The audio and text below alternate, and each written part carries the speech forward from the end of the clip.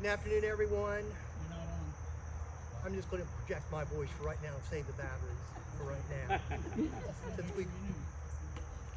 I'd like to ask for everyone to please stand for the posting of the colors.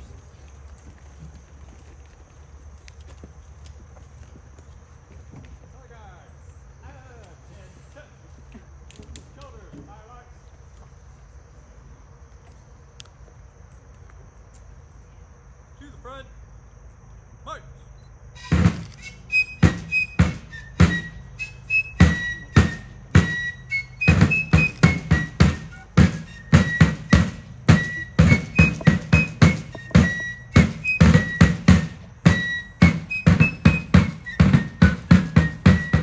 March time, march!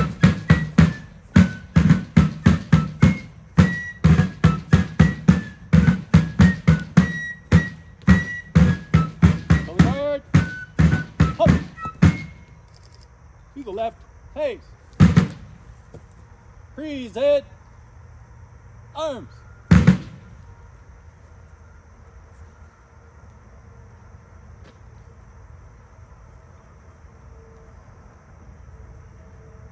Everyone, please join me in the Pledge of Allegiance. Pledge allegiance to the flag of the United States of America and to the republic for which it stands, one nation, under God, indivisible, with liberty and justice for all. And now I'd like to introduce Mr. Steve Kelly from the Buckeye chapter, who was one time our 126th Ohio Society President, served back in 2012. Mr. Kelly. It's on the back of your program. Please join me, because a loud voice is better than just a single voice. Oh, say, can you see by the dawn's early light what so proudly we hailed at the twilight's last gleaming, whose broad stripes and bright stars through the perilous fight o'er the ramparts we watched were so gallantly streaming, and the rocket's red glare, the bombs bursting in air, gave proof through the night that our flag was still there. Oh, say does that star-spangled banner yet wave o'er the land of the free and the home of the brave? Host the national colors.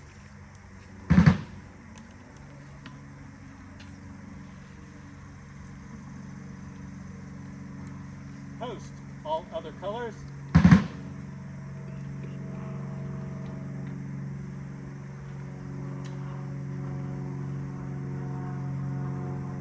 Shoulder firelocks.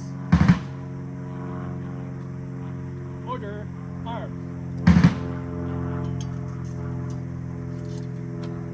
I'd like to invite our chaplain, Chief Tony Robinson, to the podium, please, for our invocation.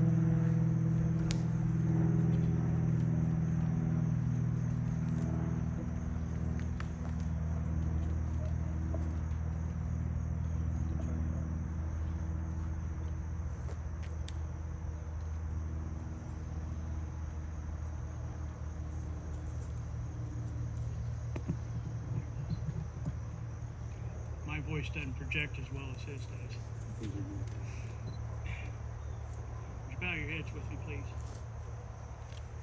As we gather here, O God, this dedication today, we ask your blessings upon each of us. We thank you for this occasion as we honor the memory of Abraham Funk, Jacob Ziegler, Harley Sage, Alexander Forsman, and Patriots of the American Revolution. We esteem their patronage and courage, their faith, loyalty, and and the willingness to sacrifice to make our world a better place. We thank you too for America and all patriots who have given us the liberties and privileges that we enjoy. May we be willing to serve you and our nation even as they did. May the ideals that we remember from the past sustain us today and safeguard us tomorrow. May these markers remind all who pass by of the devotion and dedication of all who have made our nation great.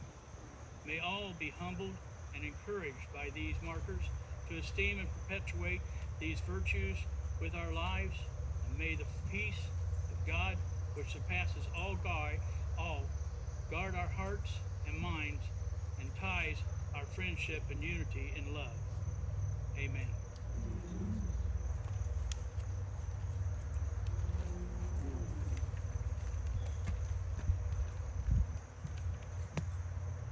Thank you, Tony. Fellow compatriots, would you please join me in the pledge to the SAR?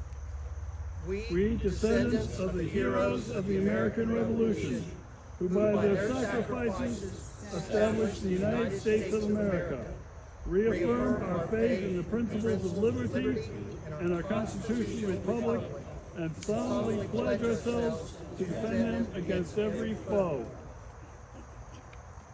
And now I'd like to invite Christine Lawyer, our current DAR and SAR liaison. Hold guard. Shoulder your firelocks. To the left base. Front. Believe in the United States of America as a government of the people, by the people, for the people, whose just powers are derived from the consent of the government, democracy and the people, a sovereign nation of many sovereign states, perfect union, one and indivisible, established upon those principles of freedom, equality, justice, and humanity for which American patriots sacrificed their lives and fortunes.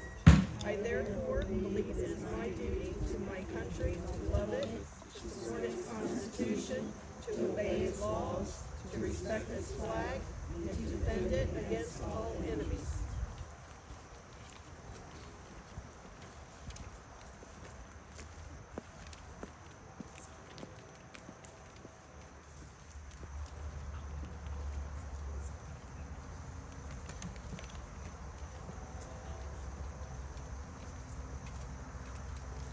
I'd like to welcome each and every one of you to our ceremony today to help the Camp Charlotte chapter of the Ohio Society Sons of the American Revolution to recognize and honor these 4 American patriots. Before we get into the ceremony itself, I would like to acknowledge some special and to honor some dignitaries who are with us today. First, we have our newly installed Ohio Society President, Mr. Don Miller, who hails from the Benjamin Franklin chapter in Columbus.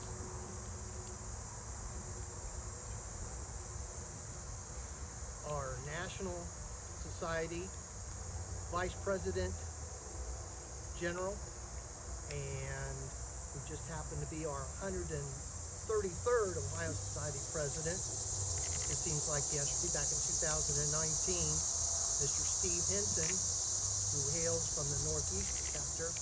Thank you, Steve.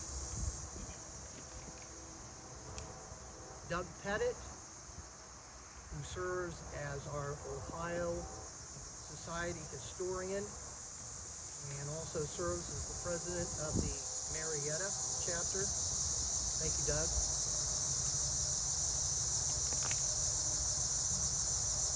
We also have some individuals who have traveled considerable distance to support this chapter.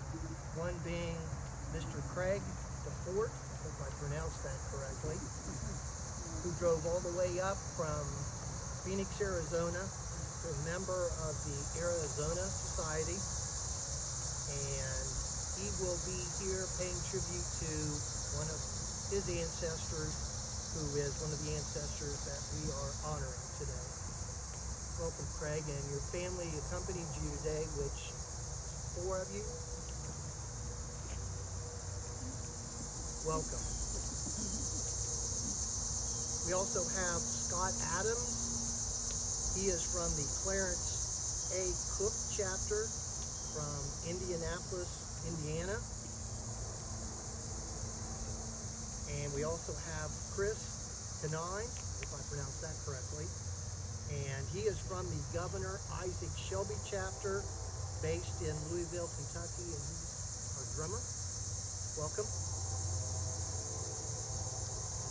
If I've forgotten any other dignitaries, I want to move on to the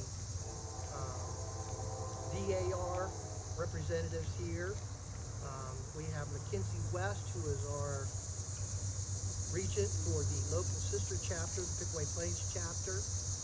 Welcome, Mackenzie. And we also have Meredith Haynes, who is our current president of the Ohio CAR. Meredith? She just happens to be a freshman this year at the Ohio State University. Welcome. Thank you. And now I'd like to introduce Mr. Rich Minchow, who is our Central District Chairman. Rich? Yeah, you may be seated. Thank you.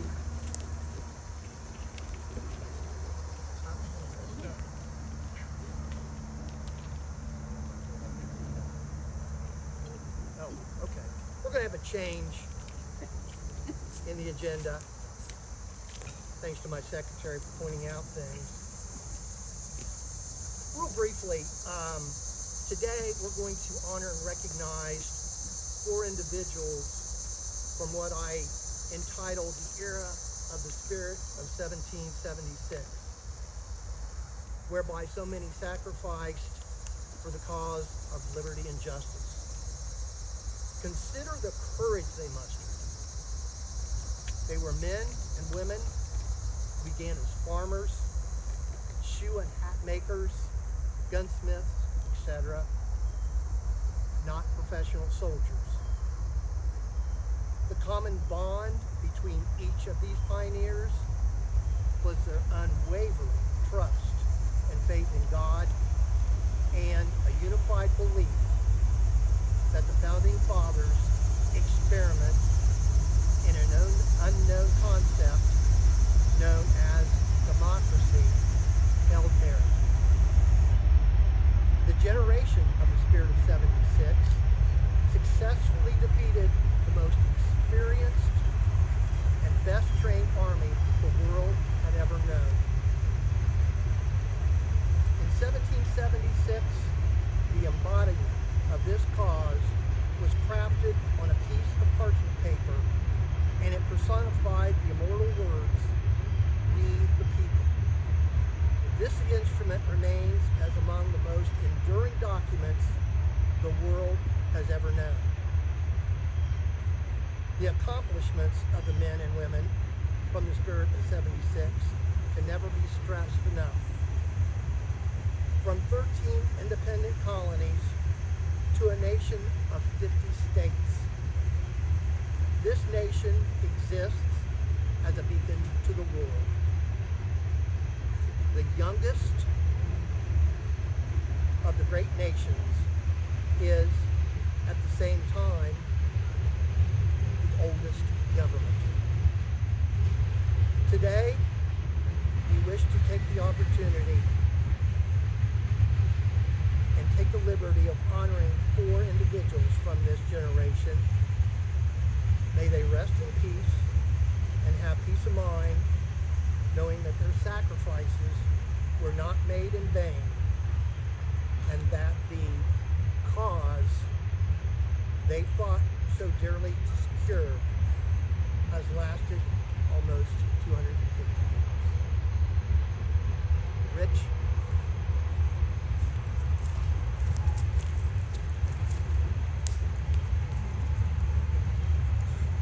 Good afternoon, everyone. Can everyone hear me okay?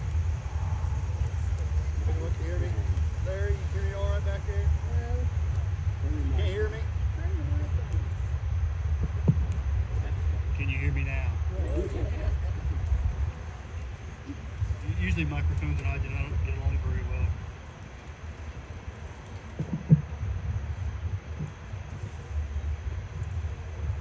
Again, I want to thank everyone for coming today and recognizing these 4 individual patriots. It's not only about these patriots that served our nation, it's also about all the patriots after that that served our nation proudly, so that we may be able to still have our document that we have today. As I pondered what to talk about today, I was thinking, what's significant in history coming up here? I'm sure everyone realizes that tomorrow is Constitution Day, so it marks the 236th year anniversary, I do believe, of the United States Constitution as it was passed by Congress. It was yet to be ratified, obviously, but it did pass by Congress. And that is on September 17th of 1787. The Constitutional Convention of 1787 was called to revise the Alien Articles of Confederation, which have been in effect since 1777. As you likely realize, there was a lot of turmoil with the Articles. There were actually, many people realize or think that George Washington is actually the first president of the United States. That would be incorrect. I believe we had like 6 or 7 presidents before George Washington under the Articles of Confederation. However, the convention soon abandoned these articles and drafted the Constitution, as often referred to as its framing. Was completed at the Constitutional Convention, which assembled in Independence Hall in Philadelphia between May 25th and September 17th, 1787. The work was completed on September 17th and approved by Congress. 9 states had to approve the Constitution before it go into effect. At that time, obviously, we only had 13 states, so it just took 9 to ratify it. Beginning on December 7, 1787, 5 states quickly ratified the Constitution. However, other states opposed the document as it failed to preserve undelegated powers to the states and lacked the constitutional protection of basic political rights such as freedom of speech, religion, and the press. In February 1788, a compromise was reached under which Massachusetts and other states would agree to ratify the document and assurance the amendments would be immediately proposed. The Constitution was thus narrowly ratified. George Washington was inaugurated as America's first president under the Constitution on April 30th, 1789. On February 2nd, 1790, the U.S. Supreme Court held its first session, marking the date when the government was fully operative. Parts of the Constitution, the preamble. We the people of the United States, in order to form a more perfect union, establish justice, ensure domestic tranquility, provide for the common defense, promote the general welfare, and secure the blessings of liberty to ourselves and our prosperity, do ordain and establish this Constitution of the United States of America. That's a very short paragraph, but it does quite mean a lot. The preamble defines the following 6 goals. To form a more perfect union, they hope to construct a stronger and more effective government than the Articles of Confederation allowed. Establish justice. Form or create a better system, the courts and trial system. Ensure domestic tranquility. Keep peace between the different states. Provide for the common defense. Defend the nation from threats and others that will do it harm or evil. Promote the general welfare. Guard the right of the people to work of our high standard of living or good working conditions. Secure the blessings of liberty to ourselves and our posterity. Safeguard the same freedom for ourselves and generations of Americans to come. Going back to 1789, Madison, then a member of the newly established House of Representatives, introduced 19 amendments to the Constitution. On September 25th, September 25th, 1789, Congress adopted 12 of these amendments and sent them to the states for ratification. 10 of these amendments, known collectively as the Bill of Rights, were ratified and became the Constitution on December 15th, 1791. The Bill of Rights guarantees individual basic protections and freedoms. I'm not going to go through all the amendments in the name of time, but I do want to give a kind of a background of what each amendment represents. Amendment 1, freedoms, petitions, and assembly.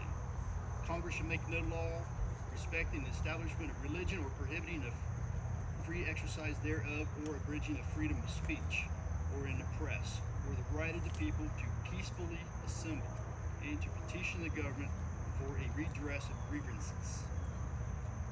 Amendment 2, right to bear arms. A well-regulated militia, being necessary to the security of a free state, the right of the people to keep and bear arms shall not be infringed. Amendment 3, discuss quartering soldiers. Amendment 4, search and arrest. Amendment 5, rights in criminal cases. Amendment 6, right to a speedy and fair trial. Amendment 7, rights in civil cases. Amendment 8, bails, fines, and punishment. Amendment 9, rights retained by the people. And Amendment 10 are state rights. But now I'd like to welcome Mr. Kevin Dressback, Vice President of the Camp Charlotte chapter, for the reading of the biographies. Memorial escort people over here, please.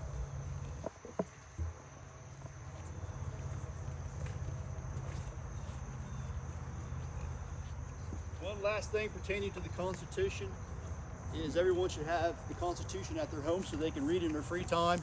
It is actually excellent reading, so please feel free to take one. There will be a test on this next year.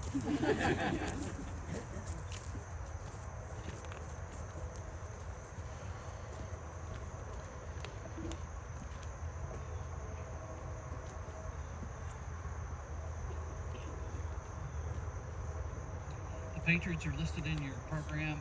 There are tall flags at each grave.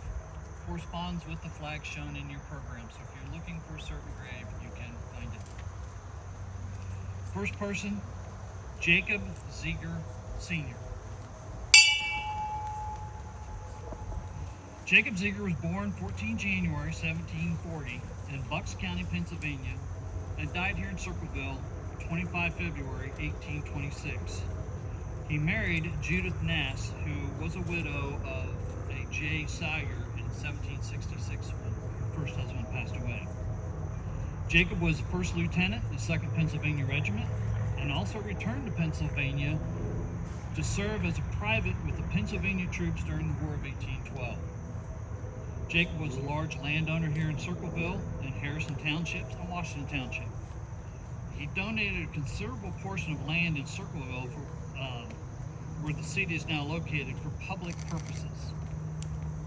He requested to the director, which is who was laying out the city at the time, to reserve the southeast bank, or fortification it was called back then,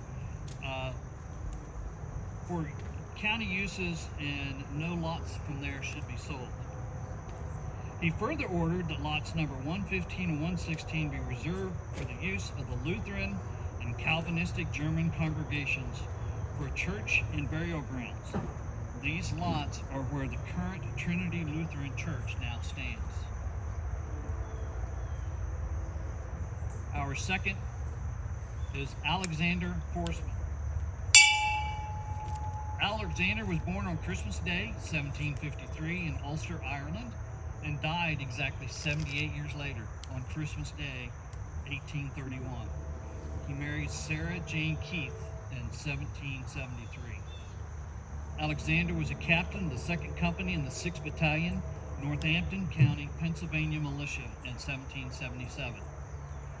He was also in the 3rd class of John Long's Company, 1780 to 1782.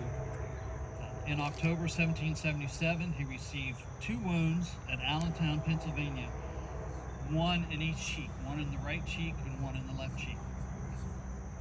Alexander came from Northumberland County to Ohio in September 1812, and records show in 1820 they show him owning many properties in both the city of Circleville and farmland at Pickaway and Jackson Townships. Third is Harley Sage, way over here. Harley Sage was born 1764 in Middlesex County, Connecticut, and died 8 January 1828 in South Bloomfield. He married Lucinda Pratt in June of 1812 here in Pickaway County.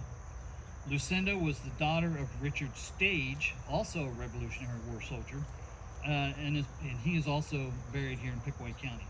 This was the second marriage for both of them. Harley enlisted in May 1779 for 1 year and 8 months as a private in Captain David Strong's company of Colonel Bradley's Regiment of Infantry of Connecticut troops. He was later transferred to Colonel Johnson's regiment of the Continental Line. Our last person is buried down over here, Abraham Funk. Abraham was born in 1770 in Virginia. He died on March 3rd, 1848 here in Circleville. His wife's name was Catherine, but we don't know what her married name was. Abraham, his older brother, fought in the Revolutionary War, but being too young to fight, Abraham drove a team of wagon and a team providing provisions for the Continental Line. His grave registration card lists him as a teamster and provisions wagon driver. His gravestone inscription says, when as a lad he hauled provisions for the Continental Army during the Revolution. If anyone can think, those of you who have children, how many would you would send your 10 to 12-year-old child out to fight the war? Abraham came to Ohio in 1810 and settled on farmland in Fairfield County, which is the current location of the Southeast Ohio Correctional Facility, southeast of Langston. Sometime after 1820, he moved to Circleville to live with his daughter, which is where he died.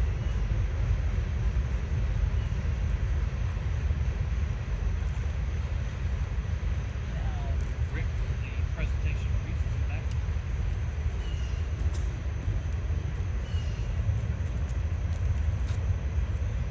Thank you, Kevin. Might as well just leave this on.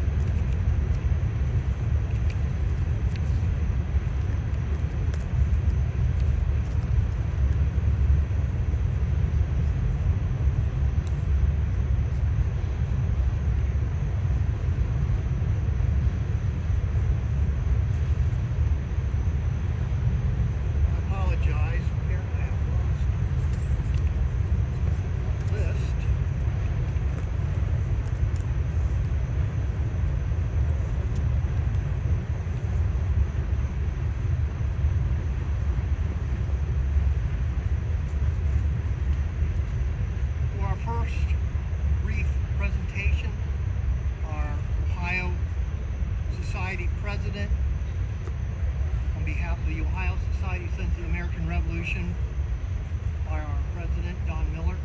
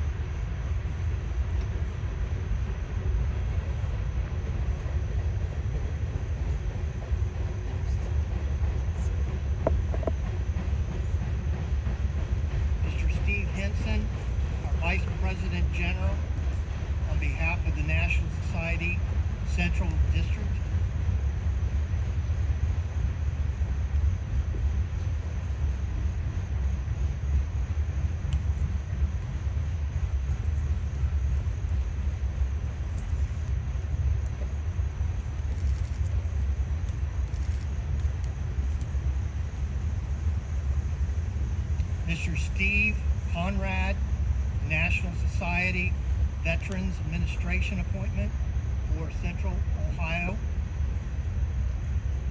who just coincidentally happens to be wearing the uniform of the Berks County Militia.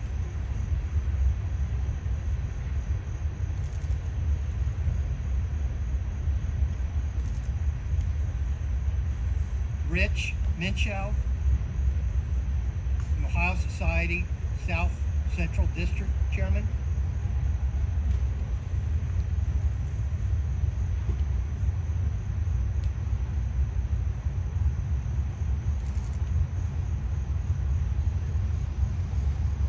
Craig Fort, representing the Arizona Society.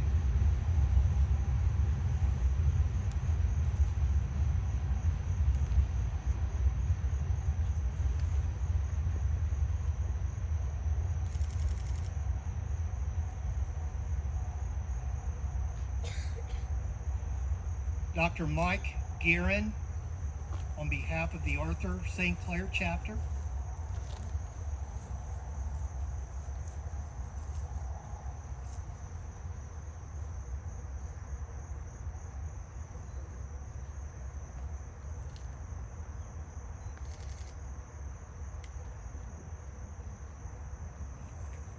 Jeff Myers, on behalf of the Benjamin Franklin chapter.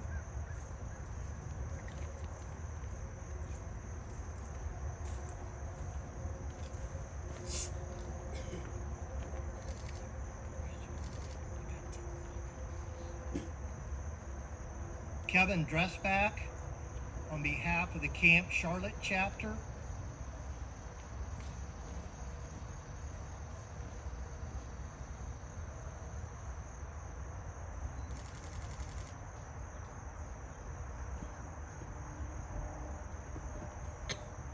Scott Freeman, on behalf of the Cincinnati chapter.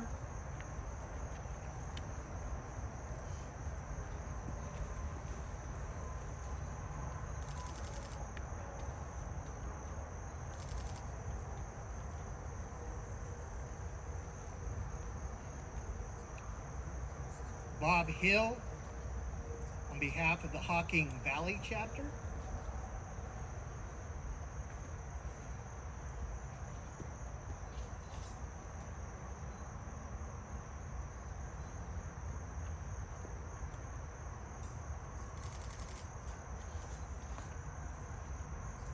Doug Pettit, on behalf of the Marietta chapter.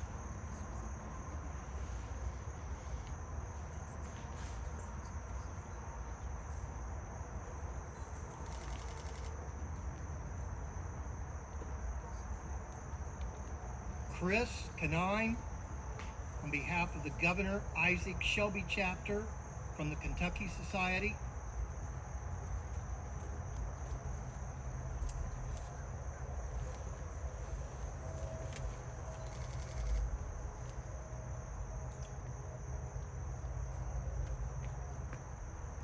Scott Adams, on behalf of the Clarence A. Cook chapter of the Indiana Society.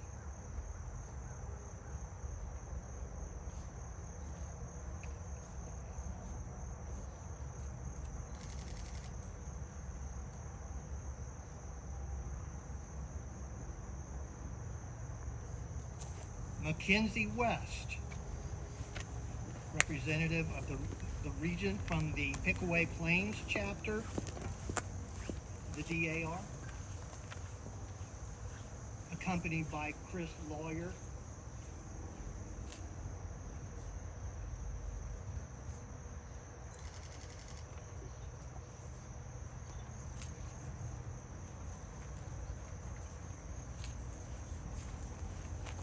Robin Coulis, Vice Regent in the Matthias Rittenauer chapter of the DAR.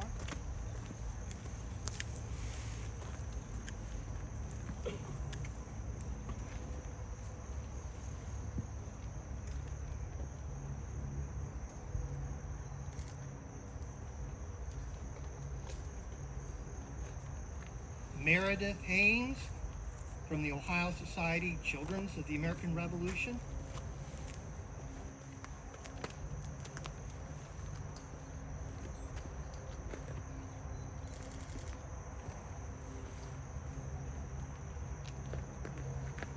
Darlene Weaver from the Pickaway County Historical Society.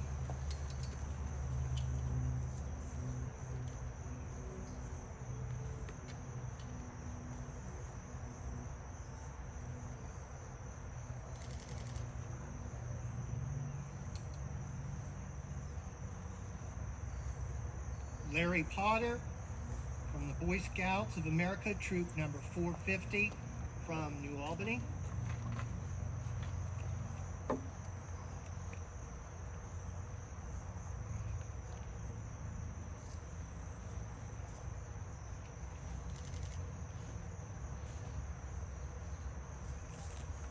And Mr. Lee Emmerich from the Richard Montgomery chapter of the Ohio Society.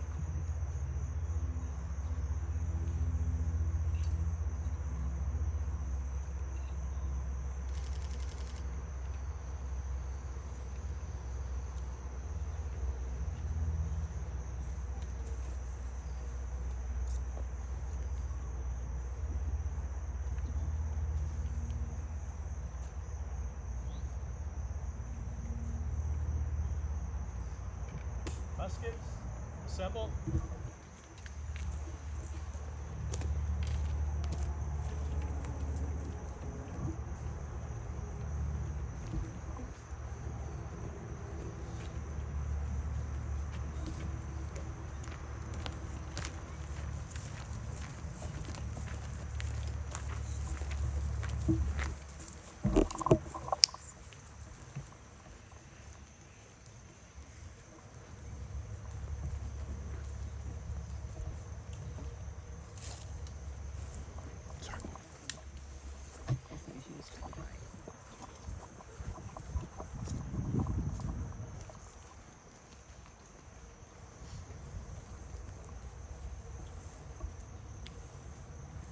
Muskets, attention.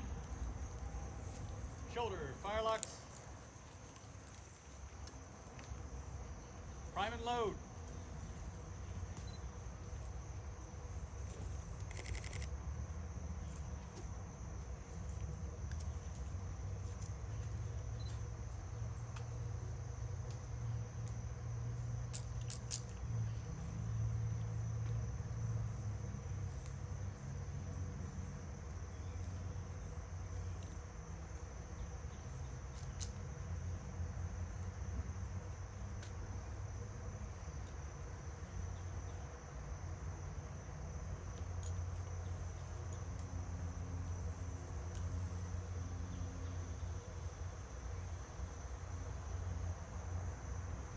Make ready. Take aim. Fire. Prime and load.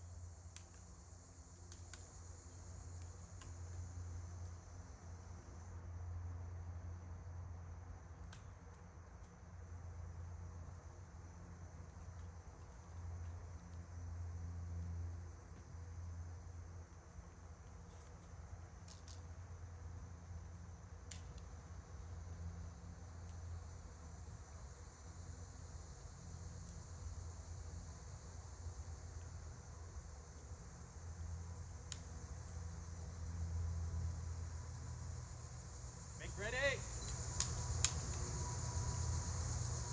Take aim. Fire. Prime and load.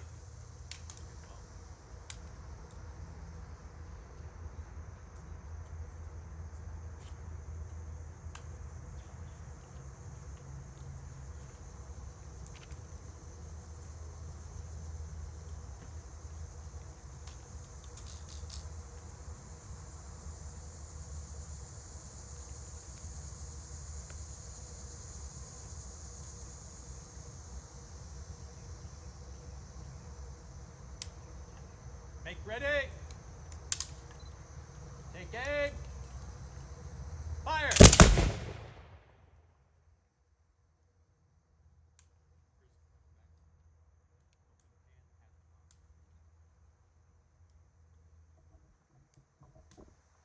Shoulder your firelock.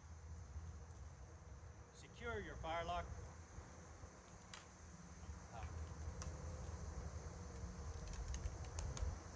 Shoulder firelock. firelock. To the right, about face.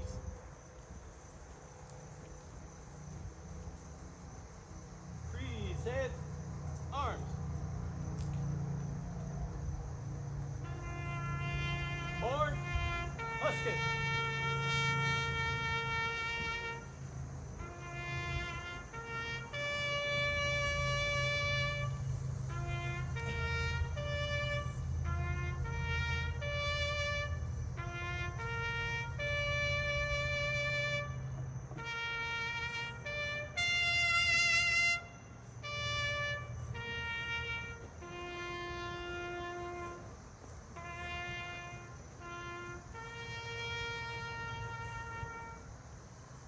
Shoulder, firelock.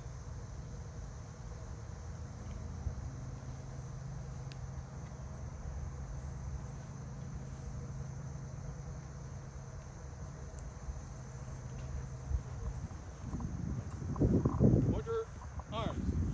Bow your heads.